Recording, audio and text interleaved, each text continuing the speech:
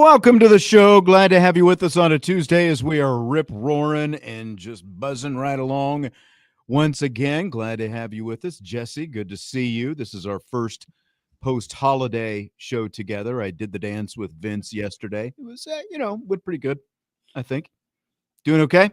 Doing good there? Yeah. Just back to the grind this week. Back All up right. at 5:30 a.m. every day, working out again.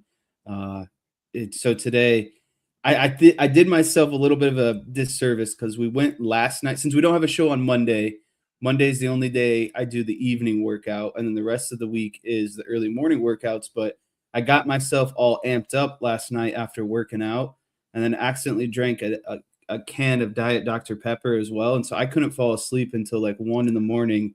and got up at 5:30, worked out, went to work, and then doing this. So just gonna be a long day, but I'm here for the long haul. Like you said, first show since I think the Festivus show. It is. Yesterday That was my we first did. show since Festivus. 2 weeks ago today was Festivus, actually. Yeah. So looking up. The weather is better. All the snow is melting. It's gonna be in like the 50s the next couple of weeks. Yeah. I don't need your weather forecast. Looking forward to that. Got enough of the weather. It's going to be up. It's going to be down. It's January in the Midwest. Got like fill in the blank what it's going to look like on any given day. Some exciting news. I talked about this yesterday. We've got a new morning show here on Sports Radio WSBT in South Bend with the one and only Brady Quinn, 2 pros and a cup of Joe. Brady Quinn, along with LeVar Arrington, the hosts of that show. You can hear it every weekday morning at 6 o'clock. Right here, and we are working on something with Mr. Quinn right now. I don't want to let anything out of the bag just yet, but efforting as we go. 2 pros and a cup of Joe, though, with Brady Quinn. Good stuff. Some news today. There's some Notre Dame related news we'll talk about in a second. The Washington Commanders got rid of both coordinators, including Cliff Kingsbury, the offensive coordinator, today. Had you heard this? No, the NFL, and I'll save a lot of my thoughts for rapid fire. Okay. I read today's rundown. I don't want to spoil anything. It's a start that puts you ahead of Vince. The NFL just baffles me. Jaden Daniels was hurt all year. I know. Mariota was hurt the last month of the season, but we're going to fire the offensive coordinator. I just don't really get it. And the defense, he and Quinn didn't see eye to eye on exactly what they wanted. Even though, as you said, Jaden Daniels was the freaking rookie of the year last year. Had a pretty good year. How do you go from rookie of the year and playoffs as an OC to your starting quarterback and backup quarterback being out like all year, and you get fired because of it? But I heard Kingsbury was throwing his hat back in the head coaching circle. So I don't know if maybe that played a part of it. And the thing about the defense is it's like Dan Quinn's a defensive head coach. So what does that say also about Dan Quinn in that situation? Maybe he made an executive decision and decided that he knew more than the defensive coordinator and made a move. ... Speaking of defensive coordinators, Dallas Cowboys got rid of Matt Eberflus, the former Chicago Bears head coach, and of course, former Indianapolis Colts defensive coordinator as well. This one, you and I were basically, and a lot of Cowboys fans were basically hoping, praying, and it happened. Eberflus seems like a nice guy, but just did not cut it. And there was a lot of, we talked about this early in the season, a lot of similarities to what was going on with Chris Ash here at Notre Dame in terms of guys more suited to playing man-to-man, but they were playing a lot more zone under Eberflus, same things that they were doing under Ash here at Notre Dame. And the difference was with Dallas, it continued all year long, and Eberflus ended up paying the price. But he was a guy, like the reason he was back there to begin with is the Jerry Jones ego piece to this, because Matt Eberflus was a position coach, a linebackers coach with the Dallas Cowboys before he became a defensive coordinator for the first time with the Indianapolis Colts. And of course, he used that to springboard him to head coach of the Chicago Bears. So Jerry, had to reel him back in when he became available. One, because he was affordable, which Jerry is very good at doing, going out and getting affordable guys both on the roster and the staff, but also like Jerry's got that FOMO. Like he wanted to be able to pat himself on the back if it worked out and be like, we're the ones who found this guy to begin with. Well, it blew up in their face, and now Matt Eberflus is out on the street once again. Yeah, a couple thoughts on that. I'm just glad Dallas did it early. They usually, trip over their feet, wait a couple weeks, and then wait a couple more weeks to interview some guys because they think they've got their guy or they're locked in. There's a lot of good defensive talent in the coaching world that this cycle. So I'm glad Dallas did it early, and I think that they have an opportunity to go out and get a really good defensive coordinator. And then to kind of wrap this up, I thought it was interesting. I saw a quote from Dante Fowler, defensive lineman for the Cowboys, with the media, and he basically was like, "Yeah, when you think you're the smartest guy in the room and your scheme is untouchable, and you try to force it on people, and you don't really have the personnel for it, this is kind of the result you get. Why don't you adapt the defense to the personnel you have?" Pretty telling. Basically. Yep. And I think that's very relatable to what Chris Ash was doing at the beginning of the season. But he quickly found out that he needed to adjust, and he did. And Notre Dame got back on track and ended up being a really solid defense. That's correct. The last 9 games of the season. So more than solid. They got back to playing at a championship level defensively. Don't say that too loud. There's a lot of Chris Ash haters still out there. Well, I think most of it came because they missed the playoffs and everyone needed a scapegoat. And so they went right back and pointed at those first games. Some of it's fair. Some of it's fair. Josh says he missed the show yesterday. Says it was a stressful day yesterday. Well, I don't know. I'll just say you've come to the right place, Josh, because it was stressful here on the show yesterday as well, with a lot of hand-wringing about transfer portal, lack of moves. We're going to continue to talk about what's going on and what's not going on with the transfer portal with Notre Dame today. The latest news that came out just a few minutes before the show started here today, Notre Dame linebacker Preston Zinter is in the transfer portal. He just finished his sophomore season, played 26 games over the last 2 seasons for the Fighting Irish, predominantly on special teams, big special teams contributor all over the place. Problem is he's got a lot of good talent in front of him on the depth chart, and he's going to go out and look for an opportunity to get more actual playing time at his position at linebacker next season. Not overly surprising, I don't think. Another guy lower on the depth chart. I guess he basically just looking for an opportunity to go out and actually get some snaps, be able to play someplace. Yeah, I think that Zinter is definitely that guy that falls into, the category of he's a nice depth piece, probably wasn't going to see a whole lot of meaningful minutes or playing time outside of special teams. And so, in my opinion, you can't fault a guy in today's portal era, NIL era, and obviously someone who has aspirations at playing the next level. You have to put yourself out there on tape. You have to play meaningful minutes, at your position. And so I don't blame Preston Zinter at all for going to the portal and saying, hey, I want to bet on myself here. I think I can contribute and be a starter, or at least kind of be in a 1-2 platoon somewhere, and get some good tape out there with the aspirations of going on to the NFL. Yeah, absolutely. I'm looking here to see. I just saw someone in the chat say something about John Harbaugh. According to Adam Schefter, John Harbaugh is out as the head coach of the Baltimore Ravens. Ian Rappaport reporting the same thing. John Harbaugh out after 18 seasons, a Super Bowl championship, 180 wins in the regular season, 180 and 113. Add John Harbaugh to the list. He didn't get the axe on Black Monday, but I don't know if it's Black Tuesday or what exactly you call it. Harbaugh getting the axe today as well. So that's surprising to me. I thought it was fairly surprising as well, based on the comments, though, that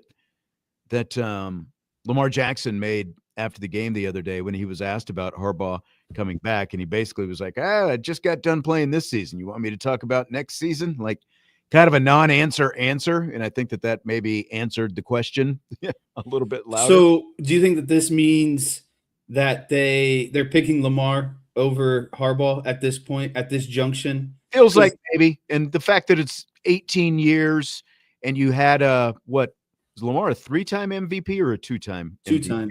2-time MVP. In either case, multi-time MVP, and you didn't even make the playoffs. You regress. Now, he was hurt for a good chunk of this season, but I think you can look at the way the Ravens. James is obviously a Ravens fan. It's like, by the way, you've got the biggest, arguably best running back in the world in the backfield, and you're not using him that much. That feels kind of odd to me. Yeah, I just, with the rumors going around that Lamar was kind of unhappy and that that there was a potential that he was going to maybe go to Miami this offseason, or the last 2-3 years have been about, can the Ravens keep Lamar Jackson? Are they going to keep Lamar Jackson? I know they need to restructure his contract. But if I'm a head coach, that's one of the better situations that you could walk yourself into right now. Like, let's save that for rapid fire for sure, because we're adding that to the list of the openings right now.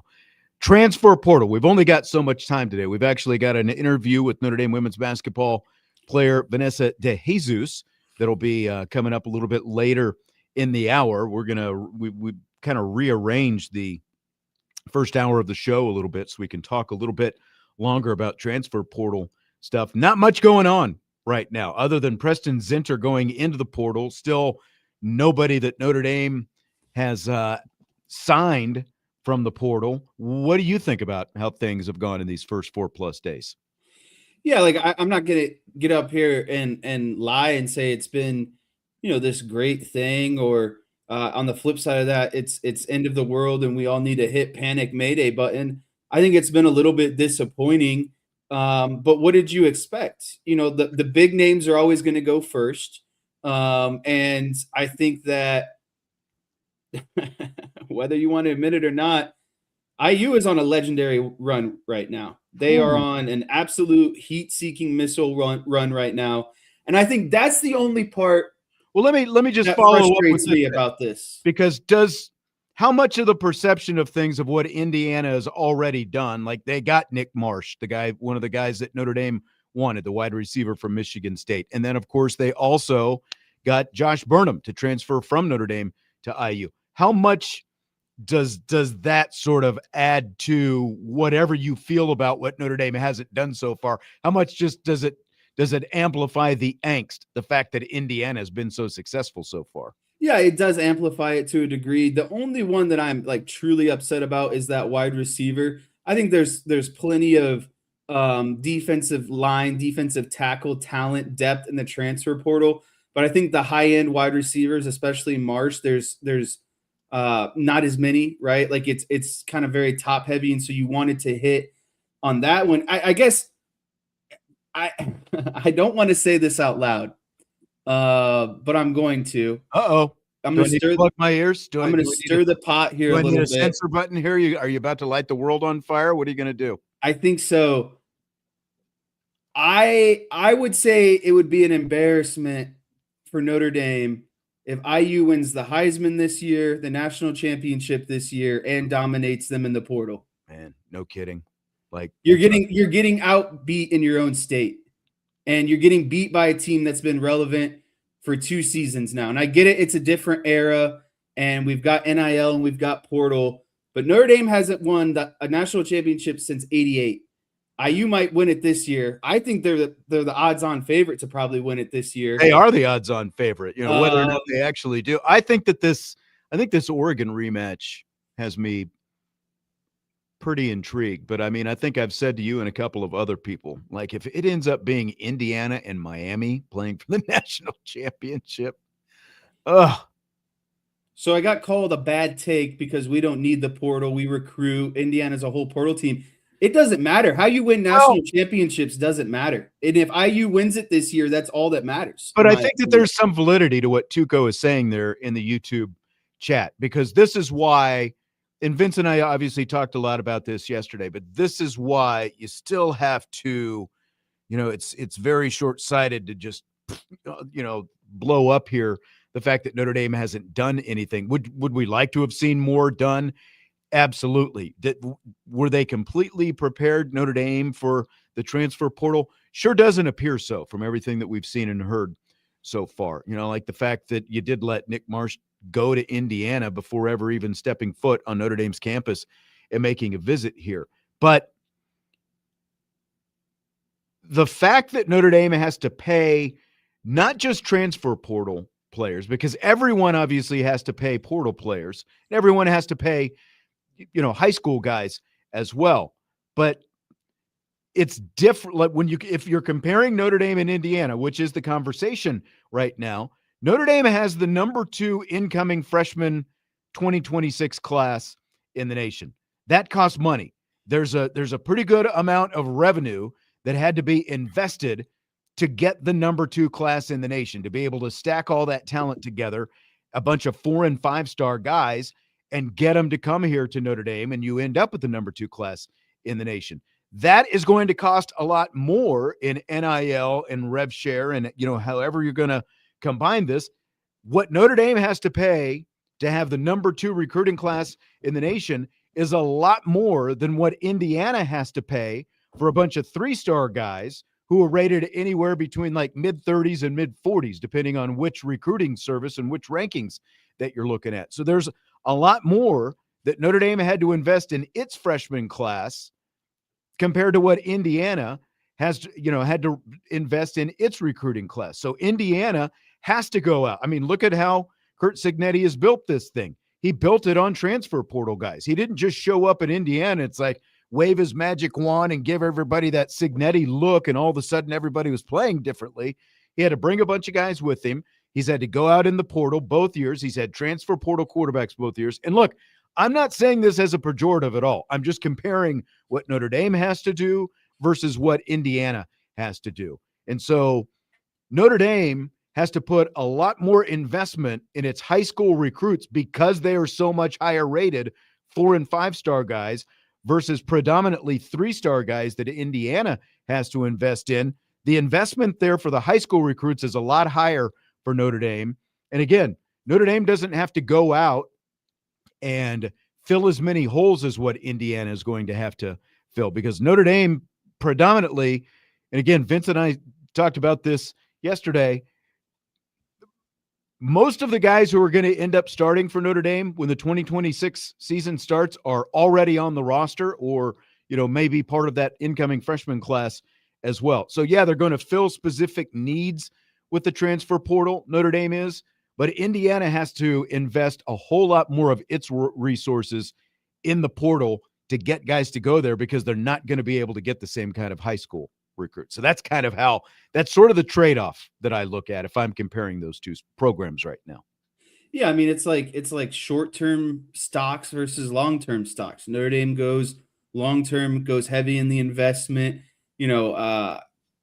more long-term kind of success. And IU goes for the very short-term success. And so I agree with what you're saying, that it's a better look, and Notre Dame's resources are more tied up in some of these recruits, which gives, IU kind of that flexibility to go out and say, hey, we need you right now, and we'll throw everything we have at you right now. But really, at the end of the day, it's only 3-4-star recruits. And so I think that's the biggest thing as Notre Dame fans, why you should not, like, big picture, you should not be panicking, because Notre Dame's roster is already more talented than IU's, in my opinion. Notre Dame just needs a couple fill guys, a couple role players, a couple, depth pieces here or there. IU goes to the portal because they need starters. You know what I mean? They need starters and they need multiple starters.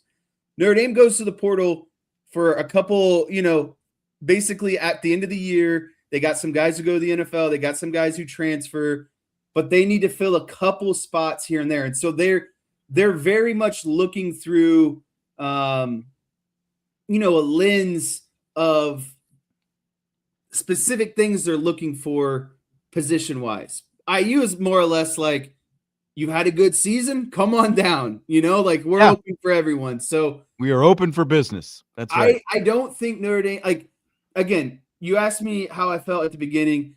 I'm only upset that they lost out on Marsh, because I think that there's a ton of defensive line talent. I think they'll end up with some really good guys out of the portal on the defensive line.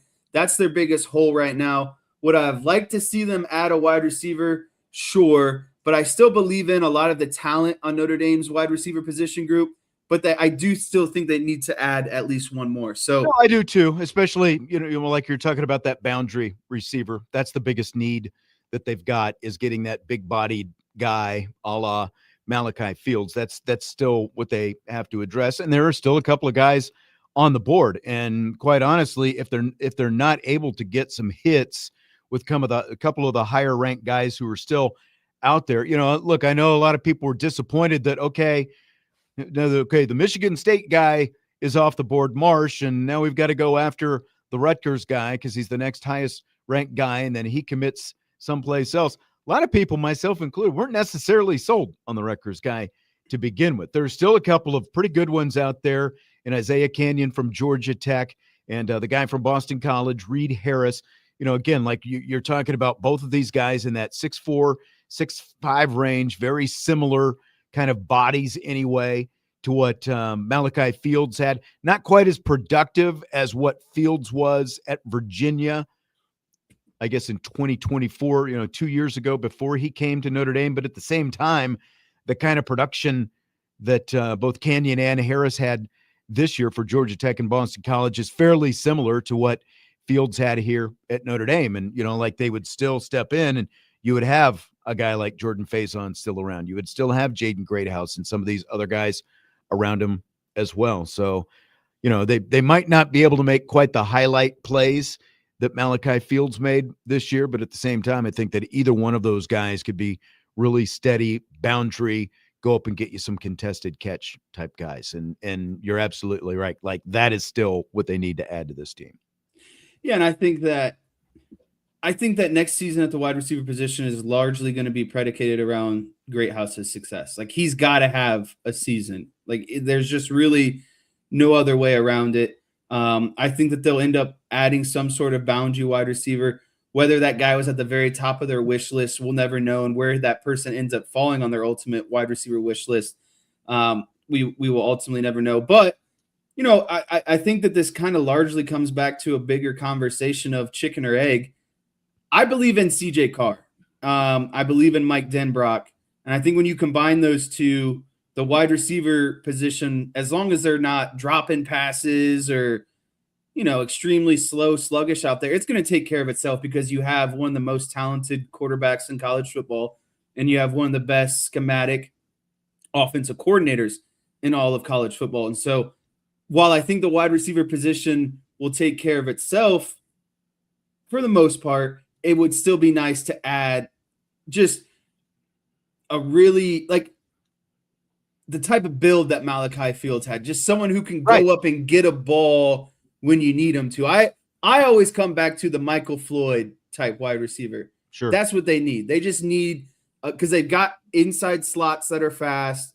Jaden Greathouse can work over the middle of the field too. They just need someone who can push vertically and also go up vertically as well. Because Carr loves that outside shoulder ball on the sideline. And that's a perfect type of pass for a boundary wide receiver. So you just need to find someone who has hands, reliable hands to catch that sucker. Because the ball is going to be there. Exactly it. Yeah.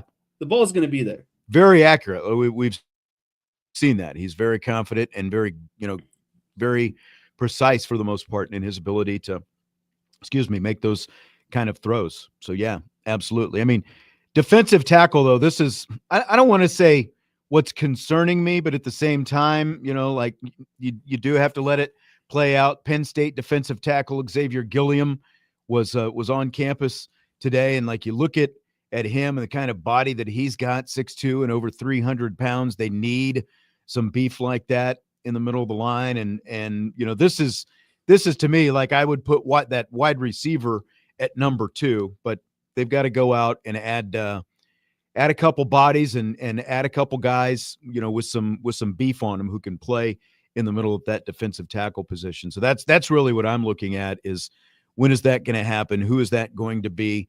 That kind of thing. And like the guy from Wake Forest, I don't know exactly how to say his last name. properly. Mateen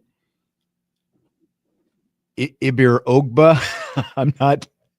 I'm not sure. I've never actually heard it pronounced, but he was supposed to come and now he's not going to come. And it sounds to me like he is just out there looking for the biggest offer that he can get and, go play for that. And, and I guess more power to you if that's what you're looking for. But I think that the angst just kind of continues to grow the longer this draws on. Because, honestly, I would have even thought that, they might have signed up a kicker by now, but.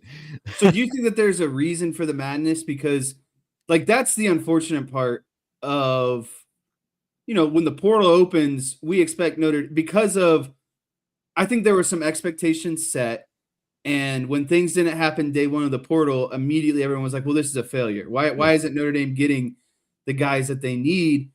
And to me, I feel like they're being a little bit picky here. Obviously they went after their top targets, and whether or not, they're still pursuing them and maybe some of those guys have decided elsewhere.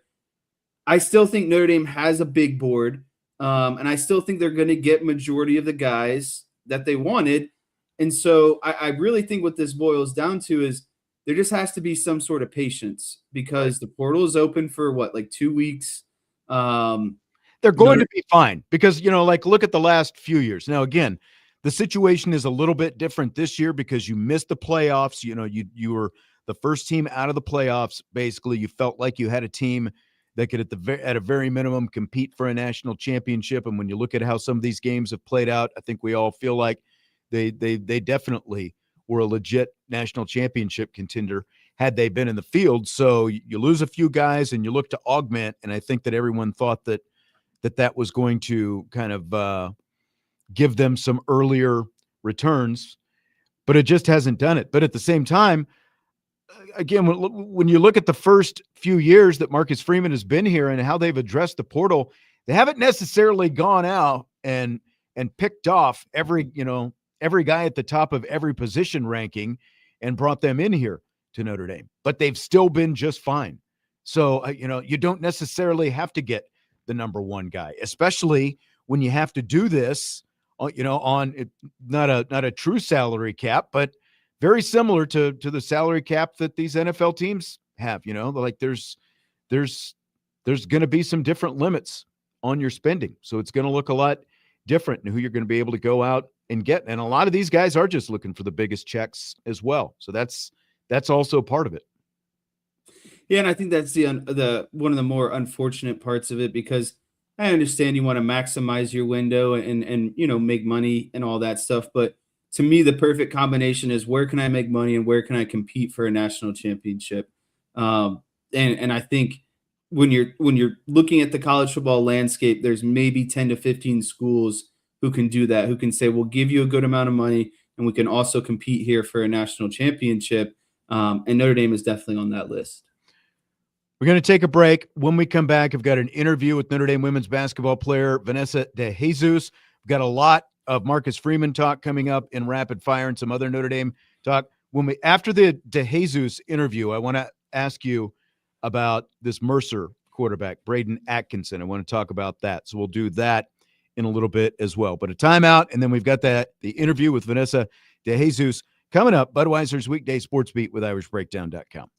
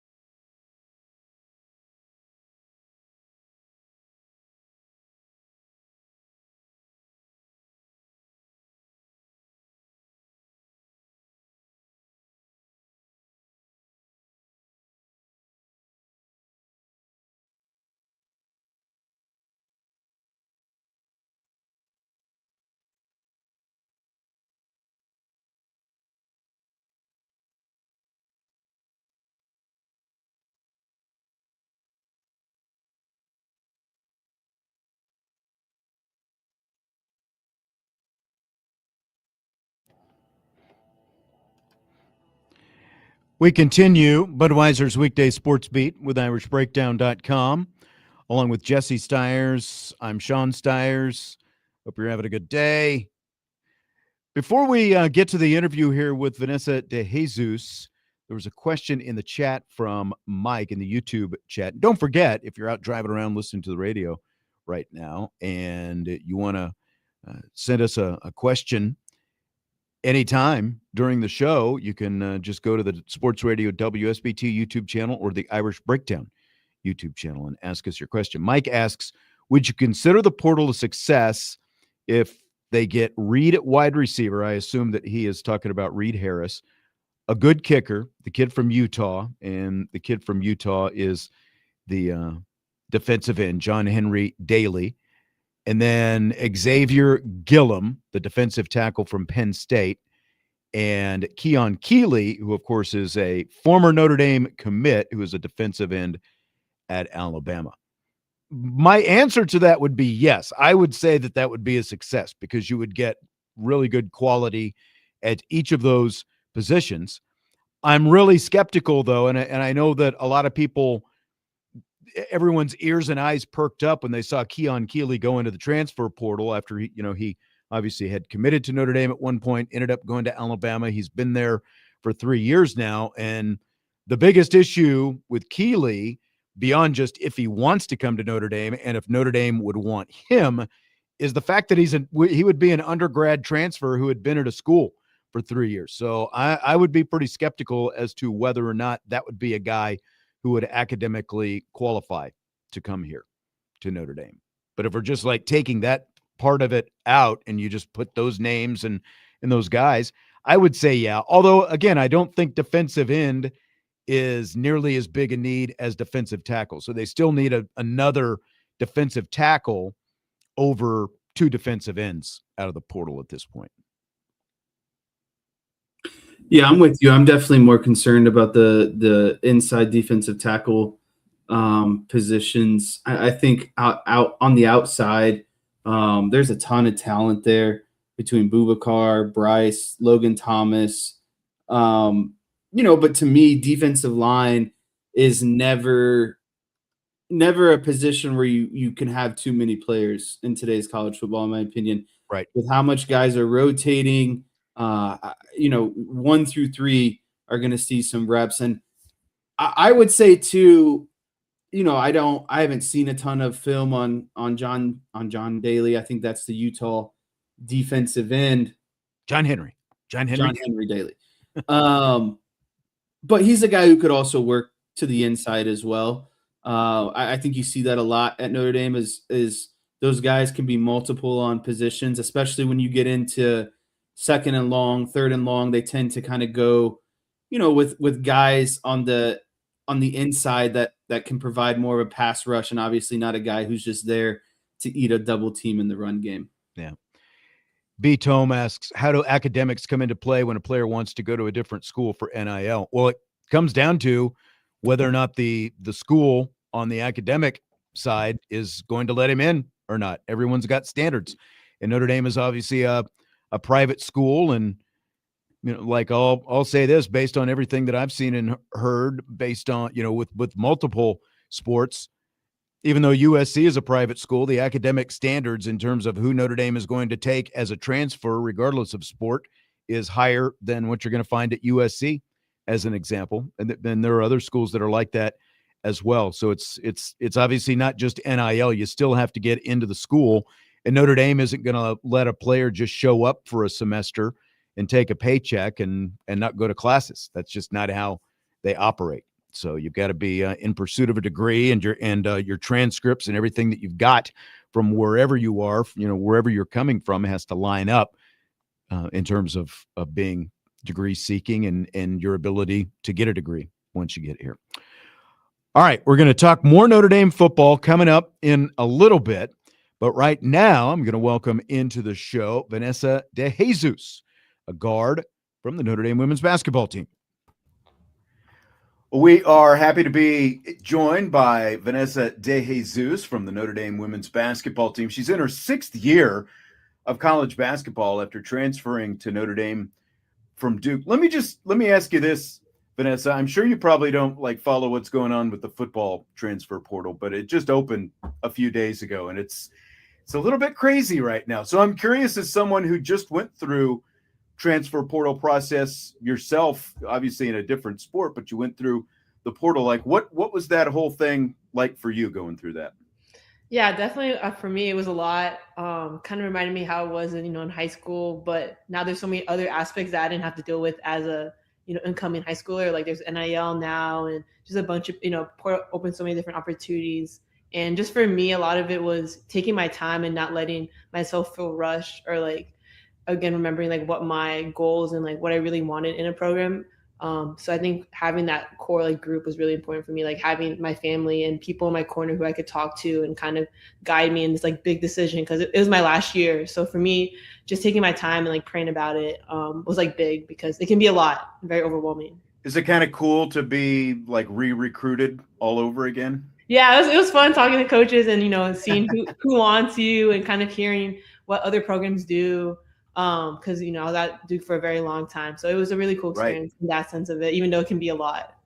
How long did it take until you heard from the first school, like once your name went in the portal?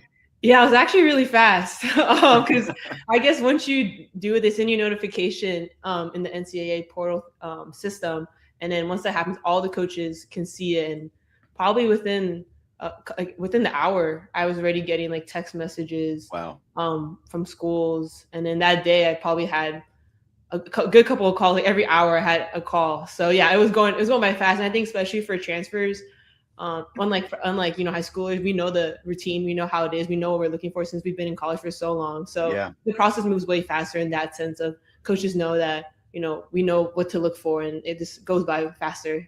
How many visits did you end up taking?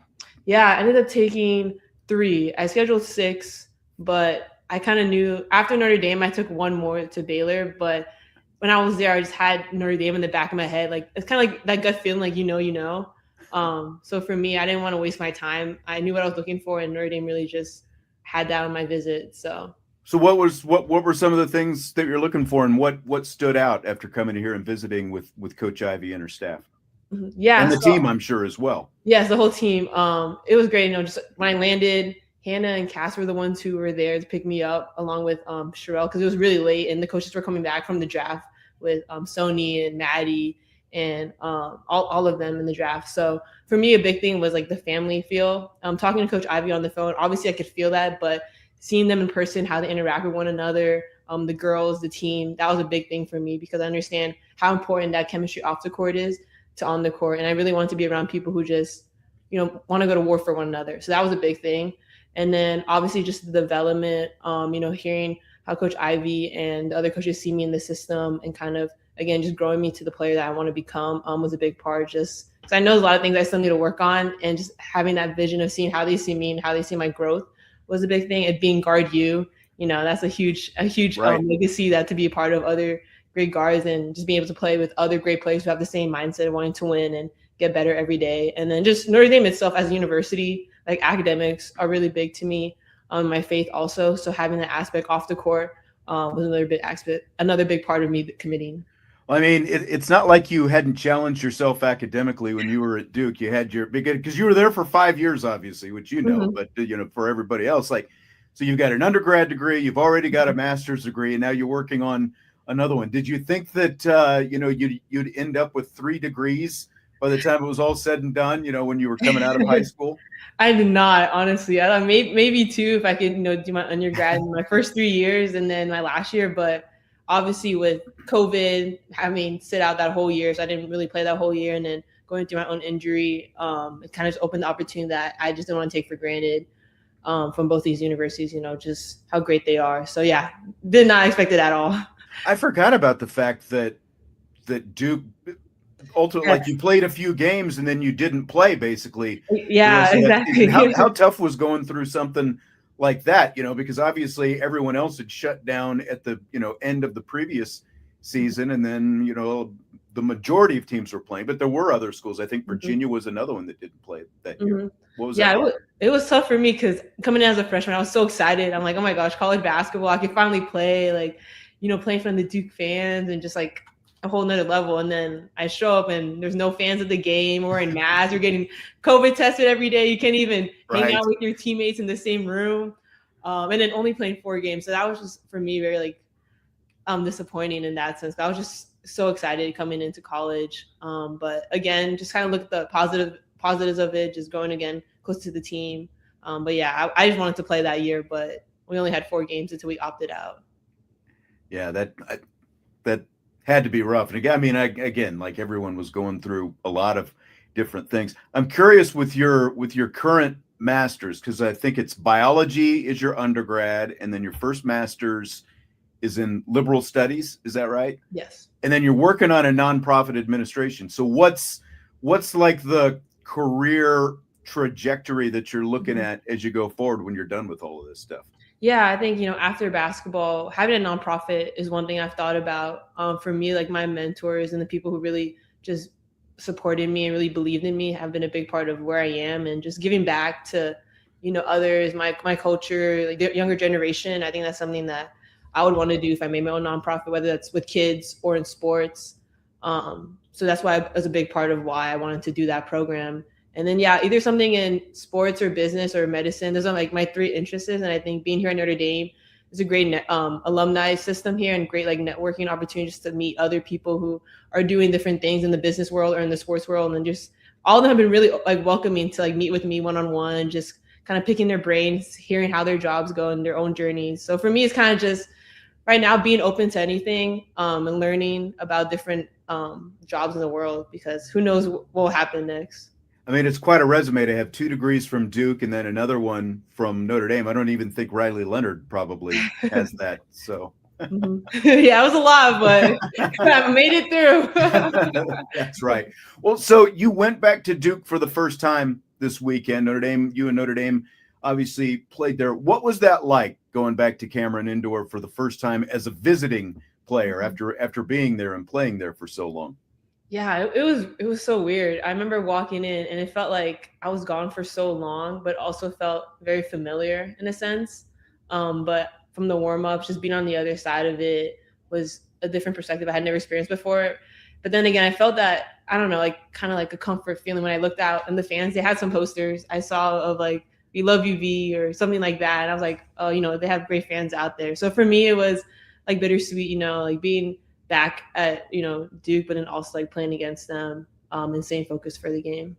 I mean, it was a pretty good crowd out there as well. So were you nervous at all about going into that, going back there for the first time? Yeah, I was like nervous and excited. I think I just had been there for so long, and I know some of the workers, like just seeing the people I know from there, from the workers to like other staff. And obviously my old players. So for me, it was nervous, but also exciting just to go against them, play again in that gym, one of my favorite gyms to play in. So for me, it was just really more of an exciting moment to just get back out there. Had to feel pretty good to hit that 3 at the end of the first half too. Yeah, I was like, I know this gym, so I'm like, I knew that was gonna go in. I've played there for so long, like I can do that with my eyes closed. You could tell they had a lot of respect for you though, because they weren't giving you a whole lot of open looks out there most of the day. So, how would you describe the time that you spent there at Duke? Yeah, it was great. I think I really grew a lot from my freshman year to like the last year I was there on the court as a player. They really developed me in like defense and just like overall like my IQ like on the court. And then just the coaching staff, they're all very supportive and on the court and off the court, just being there for me, whether that was like through my own injury. The supporting staff was really there for me, and just the school itself, they have great professors. All the other students are really great fans. So overall it was a great experience. Obviously got 2 amazing degrees from there. So honestly, I was grateful to have been able to go there for those past couple of years. I'm curious, you talked before, obviously, about why you ultimately came to Notre Dame and, meeting some of the players and coaches and that kind of stuff. Having played against them for a few years, on the other side of things when you were at Duke, what were maybe some of your impressions from the outside before you had ever really been in here of this Notre Dame program? Yeah, I knew like they play hard. Like you watch Hannah and her like tenacity is something that's just so contagious, and you can see it on the other end of how her teammates just rally in with her and just want to play so hard. So that was one thing, and obviously just the skill set again, the guard like all the guards and just development there from the assistant coaches to Coach Ivy. They really understand the game. They obviously are winning program, winning those national championships. So for me, I knew just the level of Notre Dame basketball was and kind of that legacy, and that was something that again just really drew me in. It's curious. We're just talking about the tenacity and that kind of thing. And like when I think of Duke women's basketball, defense, I think is one of the first things that comes to mind. And I think you can probably say that to a pretty good extent with Notre Dame as well. But they're different kinds of defense. So how would you sort of describe the differences between the two? Yeah, I know. I realized I come in here, I'm like, oh, it's also defense, but in its own way.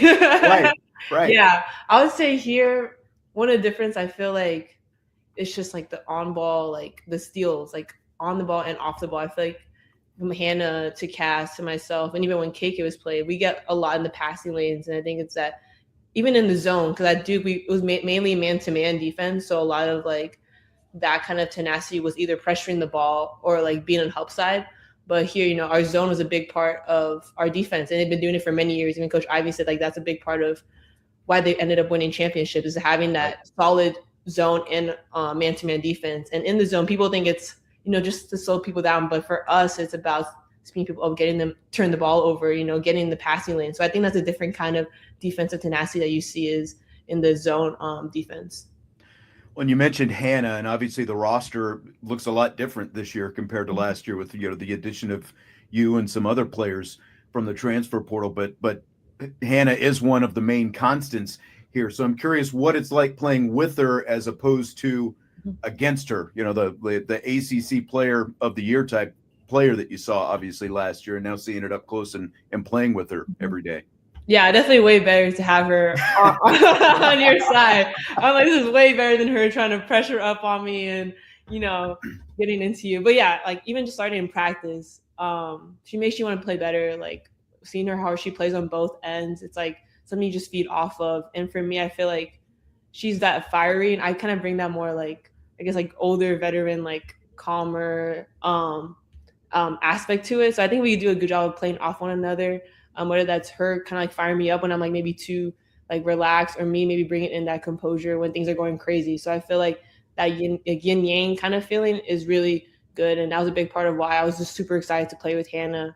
One from her tenacity, but also I think she could help me grow as a point guard, the things that she's great in, and things that I can learn from her. And hopefully like I can provide some wisdom of playing all these years to her as well.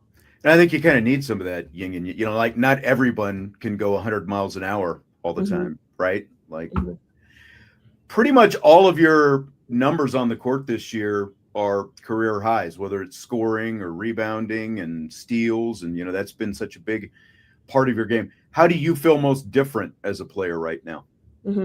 Yeah, I think just impacting the game in multiple levels. I think as a point guard, a big part of it is making like your teammates better around you. And just for me, that comes from, taking care of the ball and the assists and making plays for my team. But also, like you said, showing it on defense. Like defense is something that's underrated. And I think for me this year, that was something I wanted to bring, again, coming from Duke, who's also a great defensive team, to here, the Notre Dame, another great defensive program, is getting the passing lanes more, making plays off the ball, and just rebounding too. We're a small group, not many bodies. So for me, I'm maybe like the fourth tallest person. Just kidding.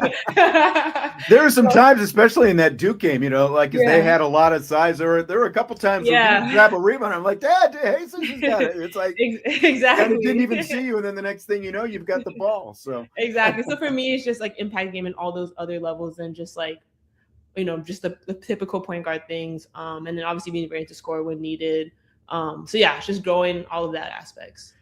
You're from California, but you played in the Women's Asia Cup over the summer for the Philippines. And I'm curious because you see it a lot in the Olympics, where like there'll be someone from here in the States, and they're not necessarily from another country, but they'll go and they'll play in the Olympics, whether it's Italy or whatever country it happens to be, because of their family heritage. So what's what's that process like of, going through and playing for another country like the Philippines like that? Yeah, so I was actually in touch with the head coach of the Philippine national team in high school. But like going to Duke, I really just wanted to focus on that and kind of like build myself my role there. But then once it was my junior year, I kind of reached out to the coach that you need to get your dual citizenship passport, and that whole process is them kind of like getting all the documents of your birth certificate, your parents, just to make sure that you're Filipino. So once so once I like showed my interest of it, my coach helped me gather that information, kind of brought it back to the Philippines, like the embassy, and having them like all look at it just to verify who I am.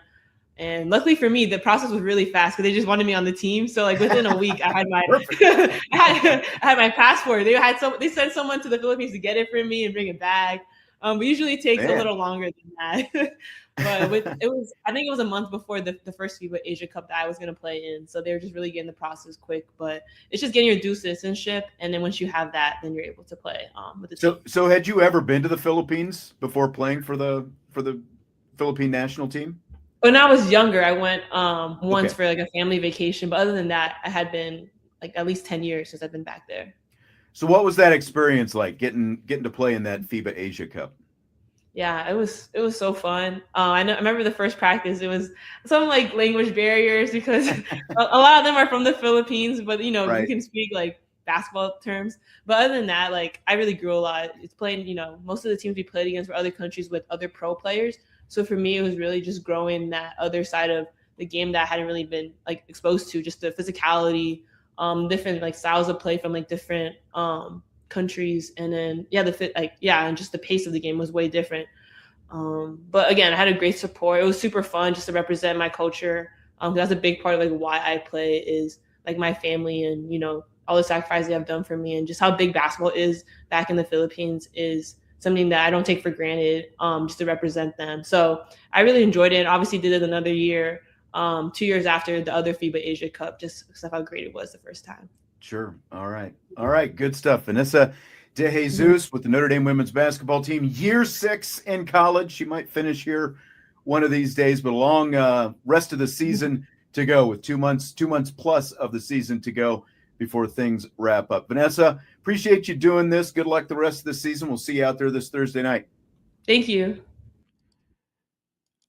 Again, that's Vanessa deJesus, and she and the Fighting Irish are in action Thursday night against Boston College at Purcell Pavilion. 6 o'clock tip-off time, 5:45 pregame here on Sports Radio WSBT and the Notre Dame Radio Network. We've got a ton of football still to get to in the second hour of the show. We call it Rapid Fire, and we will be rolling through tons of questions. So if you're just logging in on the YouTube side right now, you can always throw your question in there, and we'll see if we can get to them when we roll through Rapid Fire in the 6 o'clock hour. That is coming up next. Budweiser's Weekday Sports Beat with IrishBreakdown.com.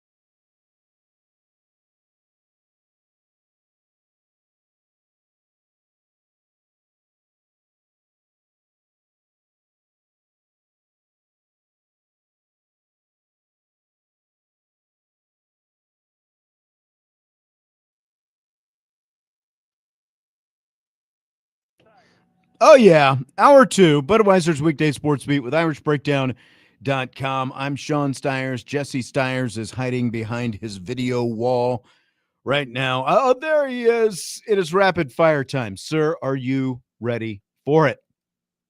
Yeah, there's a lots of juicy topics, so we might as well get to it. I think so as well. I think there's a lot of meat on this bone in rapid fire today. Fill in the blank. It's blank that Diana Rossini had a weekend report for The Athletic that in addition to the New York Giants, and we all heard about, the Tennessee Titans, Cleveland Browns, and even the Pittsburgh Steelers all had internal discussions about Marcus Freeman, and that Freeman also, quote, seriously considered, end quote, making the jump to the NFL before the news of his contract broke last week. Yeah, to me, it's a ticking time bomb, this whole situation. I think Marcus Freeman, if you asked me this a year ago, I would have told you, I don't think Marcus Freeman is going to leave for the NFL for a good at least 6-7 years, I think is what I comfortably would have said. And now I have no idea. I feel like it could be next year. It could be the year after. I don't know. I don't know how many more of these runs that we have left with Marcus Freeman. And I think that's the disheartening part is, I can't think of Notre Dame football without Marcus Freeman. He's been my favorite coach of my lifetime. I don't think anyone's recruited better than him. I think the success, obviously, on the field speaks volumes. And so, it's only a matter of time when you coach football at Notre Dame and you're successful and you recruit super well and you're super young and you're able to relate and connect to players. Like, yeah, all that bodes well until it's time for the NFL to come knocking. So, yeah, I guess what I'm saying to kind of sum this all up is I think Marcus Freeman is going to be off to the NFL a lot sooner than I expected and maybe sooner than most expected. Yeah. See, Michael, I have to disagree with you on this. He says that she worked for ESPN for years and she's doing her former employer's bidding to hurt Notre Dame by writing these stories.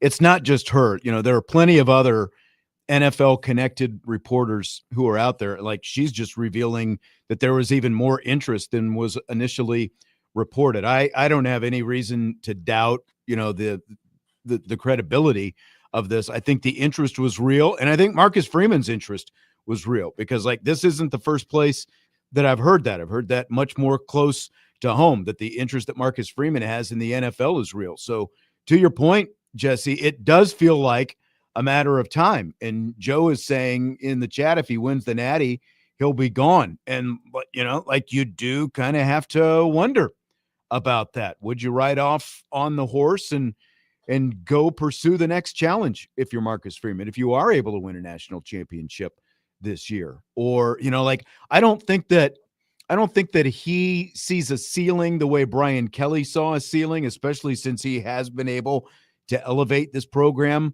obviously beyond where Kelly was when Kelly was here. But I think the interest is real. And, one of the interesting ones that she said was the Pittsburgh Steelers. And that was apparently more about if Mike Tomlin were to leave, or if the, Pittsburgh, for whatever reason, Mike Tomlin was gone. That was more a contingency conversation that apparently the Steelers had in regards there.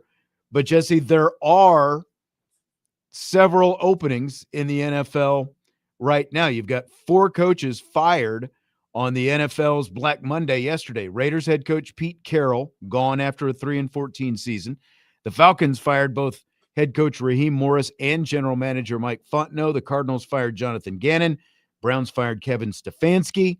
Giants' job was already open. They fired Brian Daboll mid-season, and that's the one that obviously Freeman was connected to. The big opening came today when the Baltimore Ravens fired John Harbaugh. But when you look at that list of what the openings would have been this year, do you think Freeman was wise to stay put at Notre Dame? I do think he was wise to stay put at Notre Dame outside of, bias. The Raiders are a mess. They've had 4 coaches in 4 years. They are a huge mess. Their mess is through ownership. A lot of parallels to the Cowboys, but at least the Cowboys can put 8 seasons on the field and win some divisions. And overcome some of that stuff to a degree. The Raiders just flat out stink, and they've stunk for at least the last decade, in my opinion. I think the Falcons also in a bad spot because, Kirk Cousins, not a good deal. You knew Penix had the injury issues, but you still drafted him, and now you're stuck with two quarterbacks who aren't going to pan out. And then you got rid of the GM, who also that was his bright idea to bring in both of those quarterbacks. So to sign Cousins to the big contract and also draft Penix as high as they did. Yeah. Yeah. So, I think there's more there. Obviously, you have Bijan Robinson. I think they have some good, pieces along defense. The Cardinals, I have no clue what they're going to do. I think they're a bit of a mess. I think they're going to move on from Kyler. So you're looking at needing a new quarterback, needing a lot on offense and defense. So I don't really like that situation. And then, the Browns and Stefanski, yeah, you have a great defense, but you quite literally have nothing on offense. Like, you got a couple maybe pieces, but I'm in a group chat and they think that, that with the news of Harbaugh, they said blank check to Harbaugh. And I responded, what's enticing about Cleveland? Like, what is enticing about Cleveland? And they said the opportunity to beat Baltimore 2 years in a row. And it's like, I don't think that a coach would take a job just to beat his old team twice. It just shows you how delusional Cleveland Brown fans are. But to me, they drafted two quarterbacks last year, and they might draft another quarterback this year. Like, what? And look at all the quarterbacks that they've drafted, and the fact, that like when you look at where the Browns organization is right now, the fact that they gave Deshaun Watson arguably the worst contract in the history of the NFL, and Stefanski got stuck with that whole deal, and he's the one that ended up getting shown the door as a result. Like, if I'm Stefanski, like, he's already in demand at other places. I think he's interviewing at Tennessee. He's going to be all over the place. He's probably going to be a head coach next year, and he's probably going to take a team to the playoff within the next 2 years, and it won't be the Cleveland Browns. Yeah, the Browns needed to fire their GM. I don't know. I don't understand why you fired Stefanski if you weren't going to fire the GM. And then last but not least, the Giants. I think the Giants is the most enticing job. I'm very nervous that Harbaugh would end up in the NFC East. They have a lot of good pieces on defense, a really good defense. Brian Burns, I think, finished second in the league in sacks. I was skeptical of Jackson Dart. I think he'll be a good player as long as he stays healthy. You'll get Malik Neighbors back.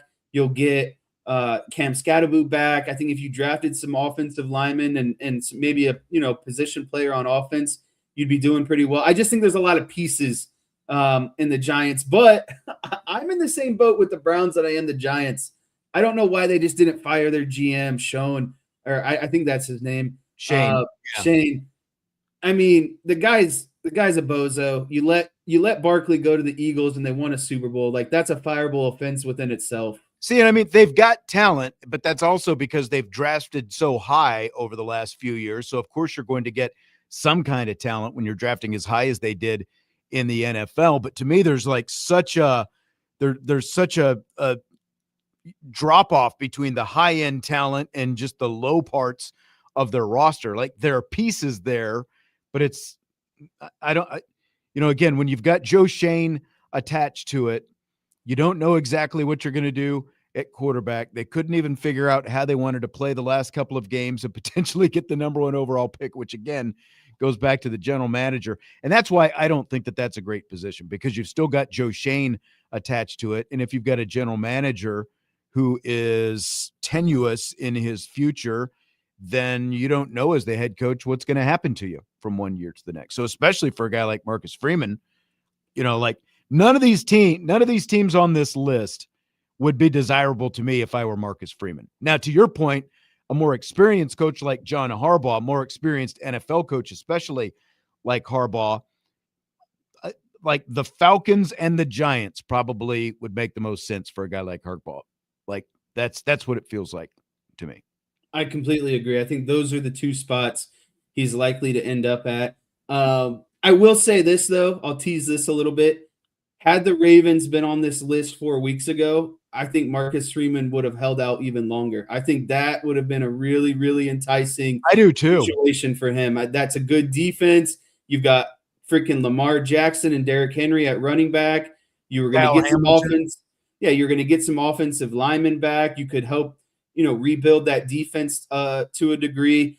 I think the Ravens would have thrown a lot at Marcus Freeman potentially, and I'm glad that this position wasn't open 2 weeks ago. I am too. I think it would have been the best position. It is the best position right now on the board that's out there because of what there's NFL teams rumored to be reconsidering their head coaching positions now that Harbaugh is a free agent, essentially. And look, if you're a head coach in the NFL who's been with the organization for 18 years like Harbaugh was before he was fired today, that means there's stability in the organization, and that's a big part of this. And Sean Kelly posted this question in the YouTube chat late in the show yesterday.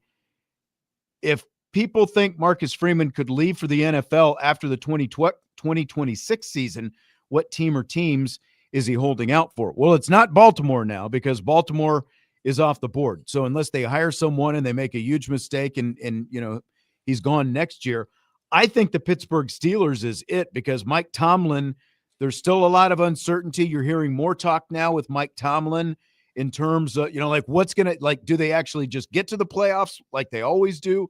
Or does he actually win a playoff game? That's a thing. Could that, because he's been around, I think, one more year than Harbaugh was in Baltimore.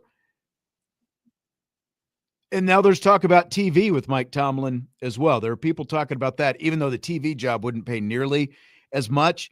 But if you're Marcus Freeman, that would be sort of the crown jewel that could potentially come open next year.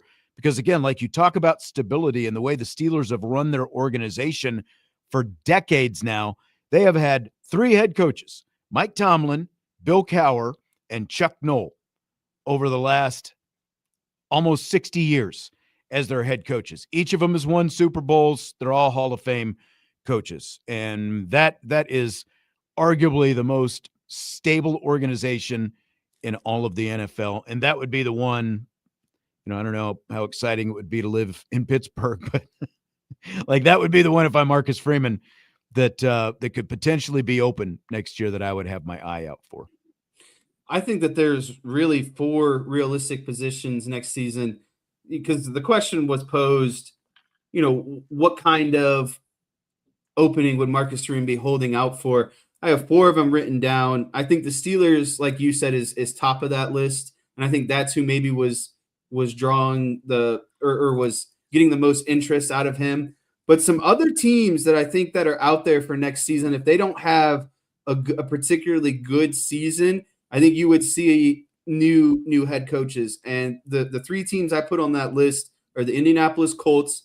I think that would be a really big factor because of Riley Leonard. The Tampa Bay Buccaneers. I think there's a lot of pieces there. Better organization stability than a lot of these, one positions we just talked about. And then I think a wild card would be the Miami Dolphins. I don't know how much interest there would be, but who could say no to living in Miami year round?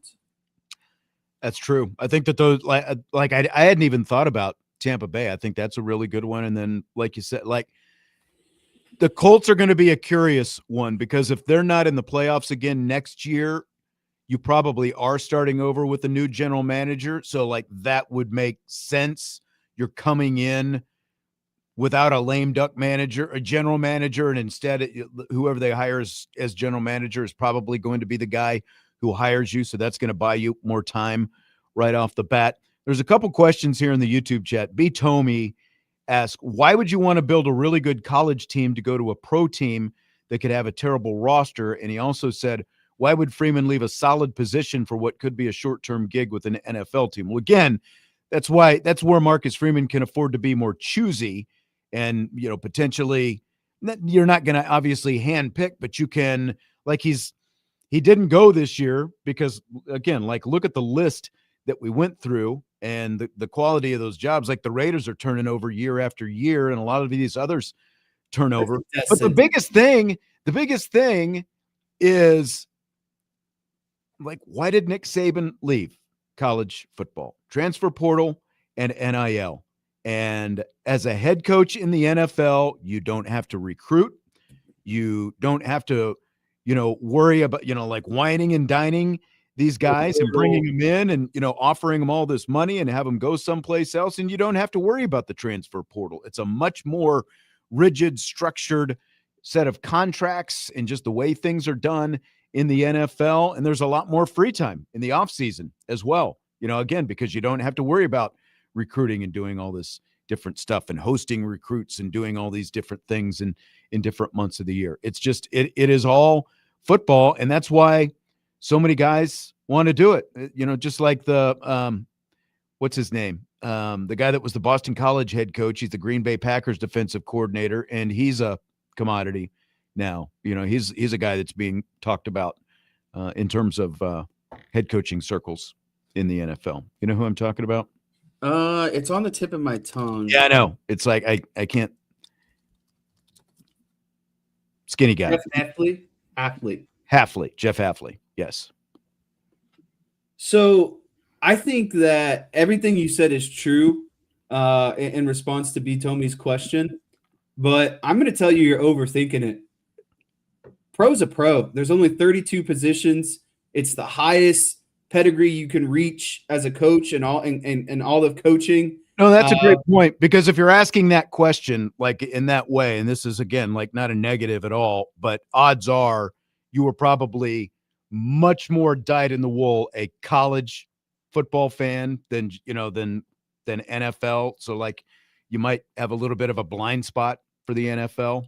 We're not thinking about it in that way. It's still an upgrade. It's still a promotion. Yeah. It's still you're still you're a professional. It's like anything from going an amateur to a professional. It's like and I don't mean to be crude here, but it's like asking a college football player, why don't you want to just play in college your whole life? Right. Like, I know that's really extreme, but it's the same. There's also more money in the NFL. Correct. There's more money, but obviously there's less stability. There's more turnover. And once you dip your feet into the NFL, you can't come running back. And so if Marcus Freeman is going to leave, and I think that's why he didn't, it's the Steelers.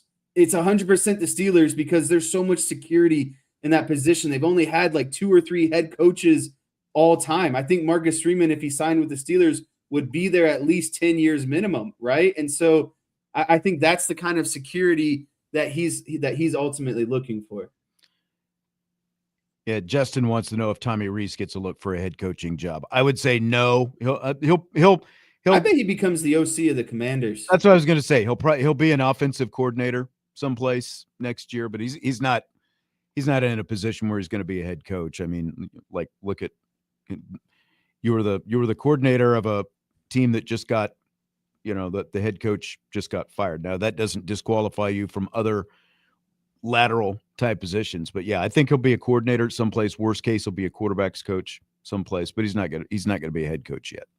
Let me ask you this: if I told you could take Harbaugh's 18-year career, or you could take 18-year career with the Ravens, or you could have 18 years with Notre Dame, what do you think majority of coaches are going to take? They're going to take the Ravens. Okay. Thank you. It's not. There's not even going to be much pause to it. You asked me what a majority of coaches are going to say. That's what they're going to say, because again, I think some coaches have completely committed themselves to being a lifetime college coach, and that's okay. That's what they want to do.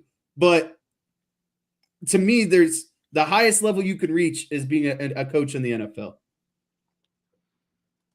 Bernie says Reese is going to be on the short list for all these NFL head coaching jobs. I don't agree with that. Not at all. Again, he'll be a coordinator, but it's going to take him a few years. Minimum 3 years. Write it down. I said it here first. Minimum 3 years before Tommy Rees is a head coach. He's not ready to be a head coach yet. Like if you were asking me Notre Dame or the Raiders as an example, I would probably take Notre Dame, especially if you're going to be there for 18 years, because just all you've got to do is look at recent history, and it's going to tell you you're not going to be the Raiders head coach very long. And I think that's why Freeman is picking and choosing. Right. Exactly. We'll take a timeout, and we'll actually talk about that and more Notre Dame football coming up next. Budweiser's Weekday Sports Beat with IrishBreakdown.com and Rapid Fire.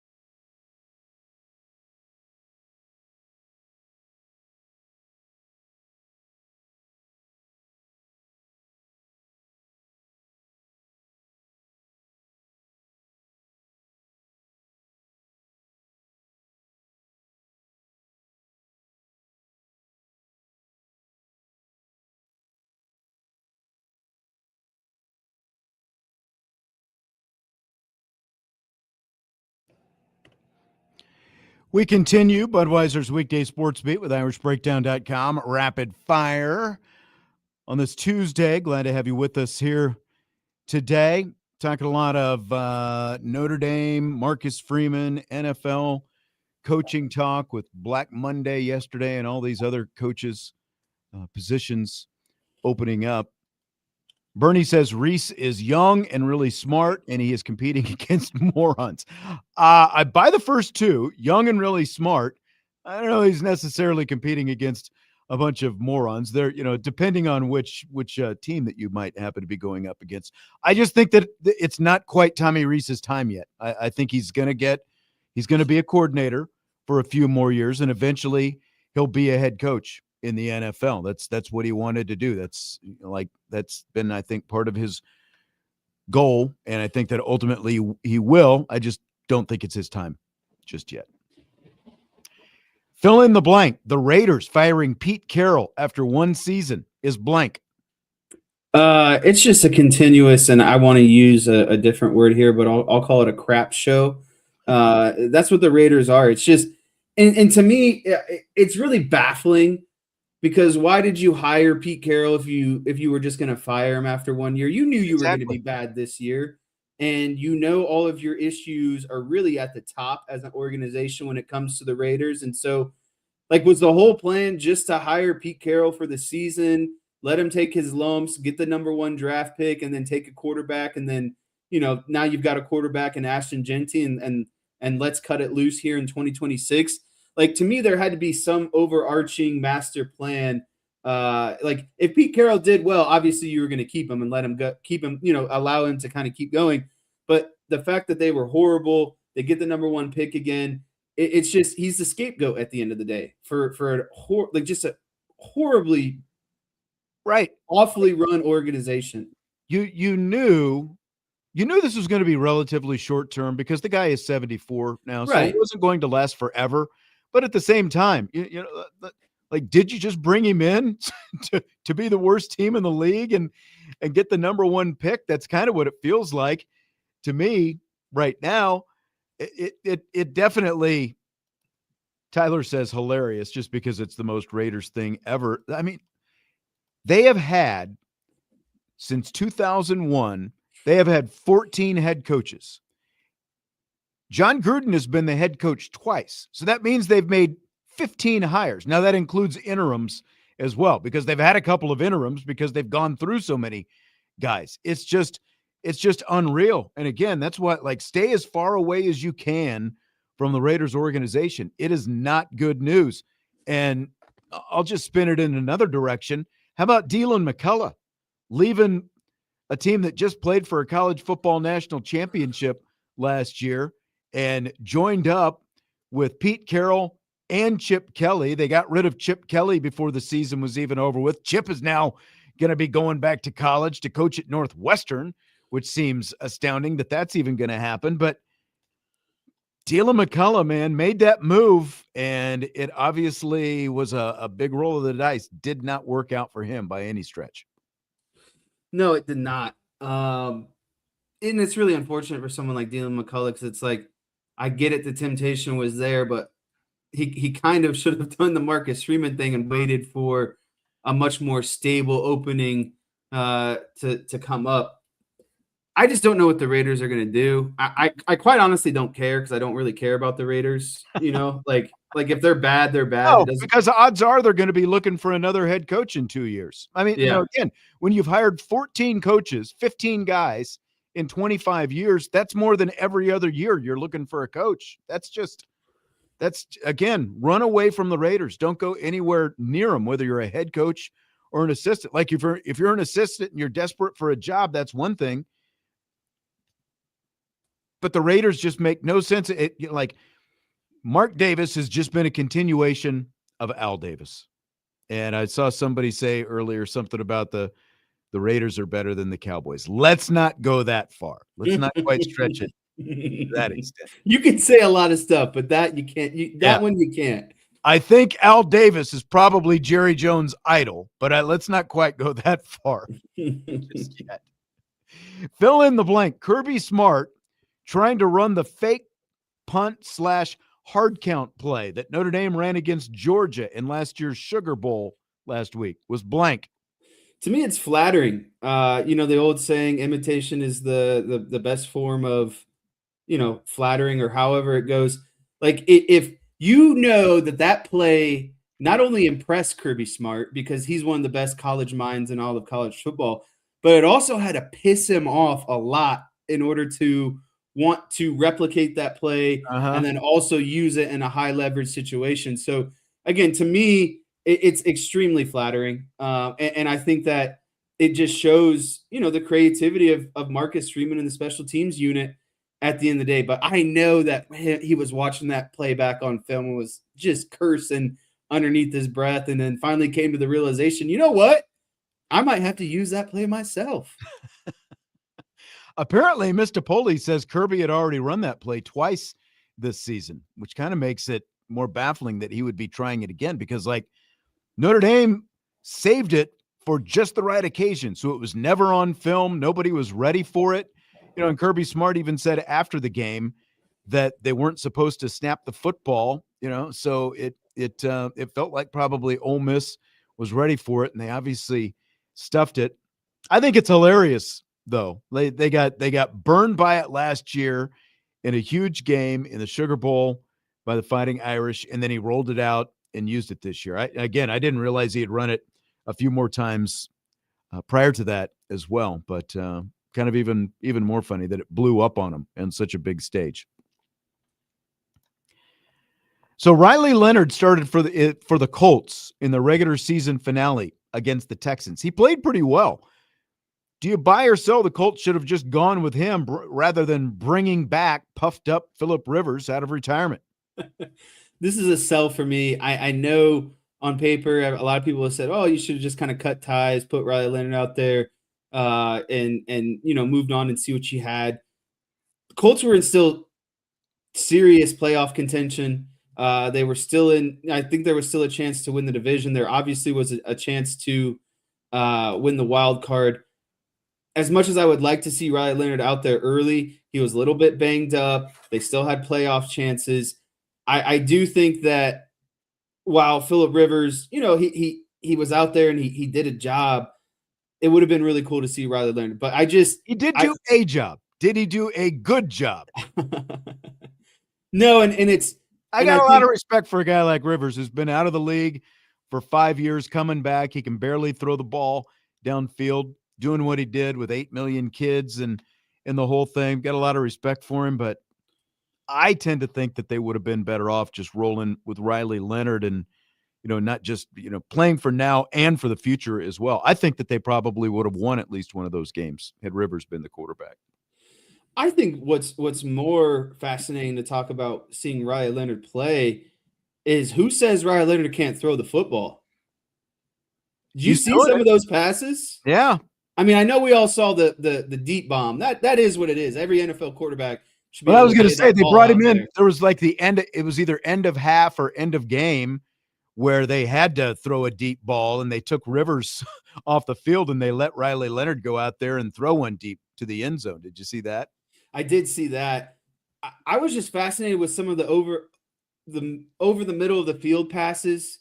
Kind of like I saw like a 20-yard corner route that he hit over the middle of the field. I thought that was super impressive. Yeah. I just saw a lot of throws that I never saw him attempt at Notre Dame. And I think that we didn't see him attempt because there was this preconceived notion that he couldn't spin the ball with the best of them. But what I saw of Riley Leonard throwing the ball on Sunday, he could be in the NFL. And I tweeted this, and I mean this in complete honesty. And I said this before he was even drafted. He's a project. He's going to take some time. But he could play like Josh Allen in 5 years, in my opinion.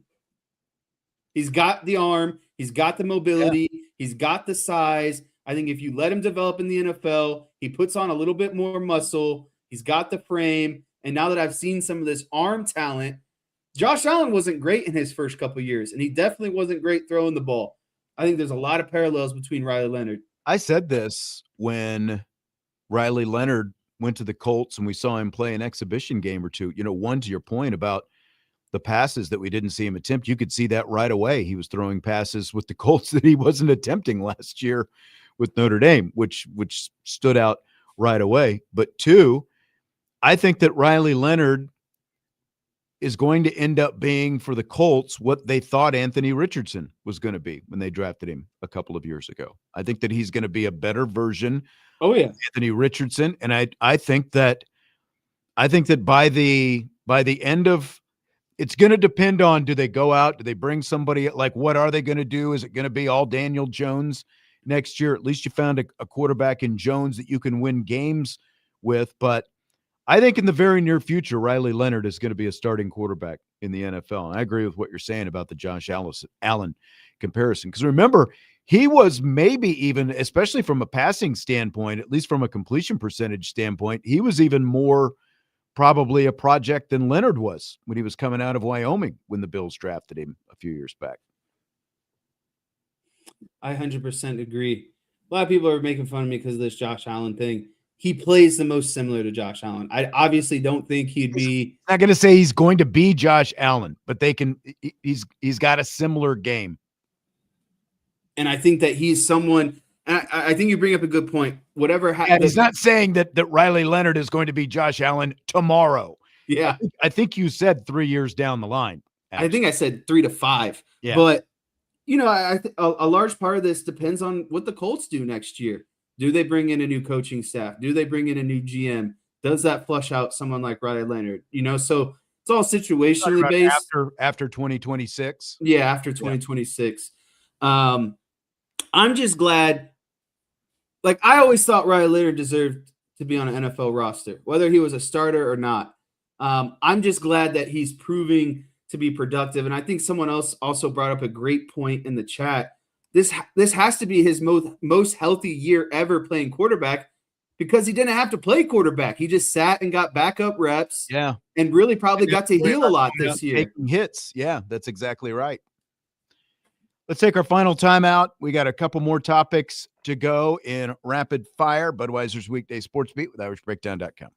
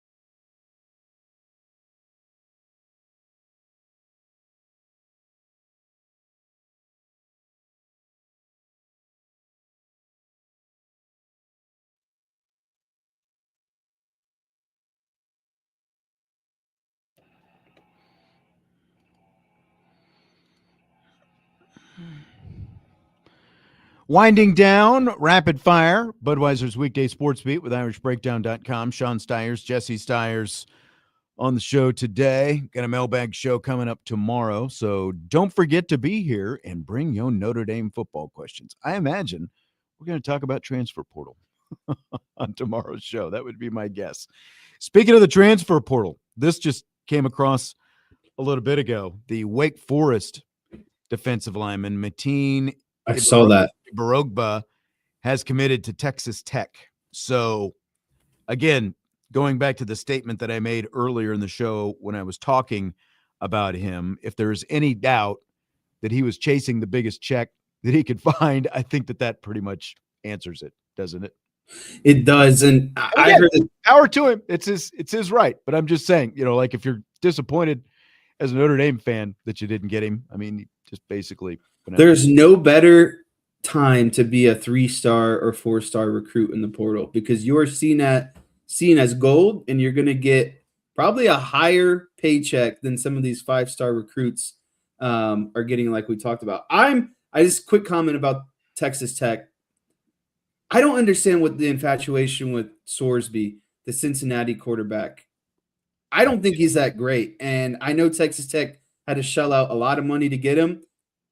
I think that's a lot of money wasted. I don't think he's going to do anything down at Texas Tech, but I digress. Yeah, I guess we'll see. If he's got more around him than what he had at Cincinnati, and if the coaching's any better, system's any better, I don't know. But I don't disagree with that. What I've seen of Sorsby, but is what it is, I guess.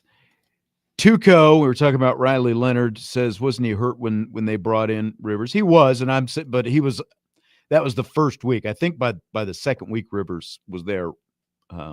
Riley Leonard was physically able to play. Irish Chi-Town said he heard Tom Brady's going to pick the new head coach for the Raiders. Well, yeah, he helped pick Pete Carroll last year too. How'd that turn out? So Stymie is asking, Are you still coaching basketball, Jesse? Yeah, I just actually signed up for this season. Oh, you brought that headache upon yourself again, huh? I did. Just can't stay away. He wants to know if you've done a Shrewsbury yet. He says it's like a desk pop, but in sports.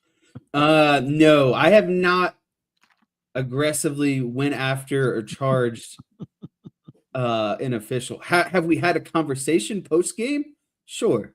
But never to the point where I was running after someone. Speaking of head coaches, what do you think about this talk about Phillip Rivers as an NFL head coach? Stupid. I do too. The guy came back and showed you that he could play quarterback in his 40s, and now all of a sudden he's a head coaching candidate. Right. How about Carson Palmer, who just won Max Prep's high school coach of the year? I think he's probably got more credentials, and I know Phillip Rivers coaches in high school and all that stuff as well. He knows the game, but any NFL quarterback who played 20 years is going to have a lot of freaking knowledge of football, Right. So it's like most of them are offensive coordinators or quarterbacks coaches first, right? So. You can't tell me that just because you saw him play average to below average quarterback for 3 games that he's all of a sudden this head coaching candidate. I want to throw out there as well. I saw this during the interview when I was trolling people on Twitter during your interview with Vanessa deJesus. Jason Garrett is taking an interview with the Titans. I was going to mention that. I'm glad you brought it up. What do you think about that one? Good for Jason Garrett. Yeah. I don't know why the Titans are even extending that guy an interview. I don't either, man.